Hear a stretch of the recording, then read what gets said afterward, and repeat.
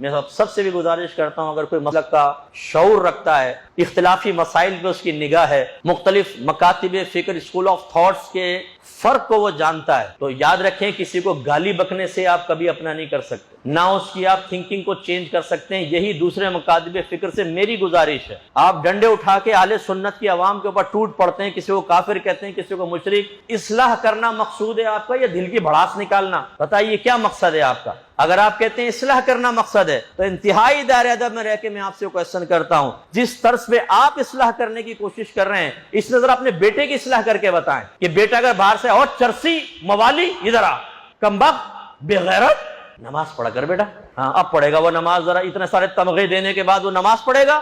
اگر آپ کو اصلاح کرنی ہے تو آپ پیار سے کریں، دلائل سے کریں، اتنا ہی آپ کا کام ہے۔ جیسے میرے آقا نے کیا، ڈنڈے مارے تھے، کسی بھی نبی نے ایسا نہیں کیا۔ وہ تبلیغ دین کرتے تھے اور آخر میں فرماتے تھے وما علینا الا البلاغ۔ اس کا مطلب کیا ہے کہ بھئی ہم پر تو لازم تھا کہ اللہ کے پیغام کو آپ تک پہنچائیں، بس اس سے زیادہ ہم پر لازم نہیں ہے کہ تمہیں ماریں پیٹیں قیدوں میں ڈال دیں۔ نہیں، انہوں نے پولائٹلی کیا، جس نے قبول کیا قبول کیا، جس نے نہیں کیا وہ سزا بھگتے گا۔ تو آپ بھی پولائٹلی کریں نا۔ آپ پورے سنیوں کو اور اس کے ساتھ اس کی آڑ میں جتنے علماء ہیں ان سب کو بھی جہنمی قرار دے دیتے ہیں، اور پھر مجھے سمجھ میں نہیں آتا کہ آپ پیار سے مل بھی رہے ہوتے ہیں، پھر رشتے بھی بھیج رہے ہوتے ہیں سنی گھرانوں کے اندر۔ کتنی بچیاں ہمیں پوچھتی ہیں، ہمارے بڑے ان کے پیرنٹس پوچھتے ہیں مفتی صاحب فلاں مکتب فکر سے رشتہ آیا ہے۔ میں کہتا ہوں میں بڑا حیرت زدہ ہوں کہ ابھی تو آپ مشرک تھے، نیاز کر کے آپ مشرک، یا رسول اللہ کہہ کے آپ مشرک، مزارات پہ جا کے آپ مشرک، میلاد مصطفیٰ منا کے آپ مشرک، پھر مشرک کے گھر میں نکاح کا پیغام۔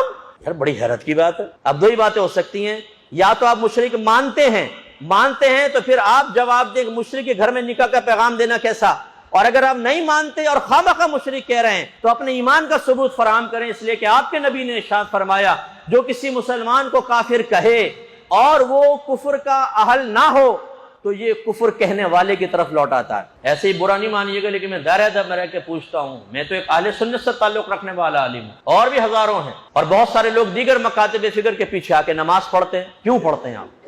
اگر ایک مشرک مصلی کے اوپر کھڑا ہوا ہے تو آپ کی نماز کیسے ہو جائے گی؟ اب دو ہی باتیں ہیں، یا تو آپ حقیقتاً مشرک مانتے ہیں تو مشرک کے پیچھے تکبیر کہنا اور تعظیماً جھکنا یہ کیا ہے؟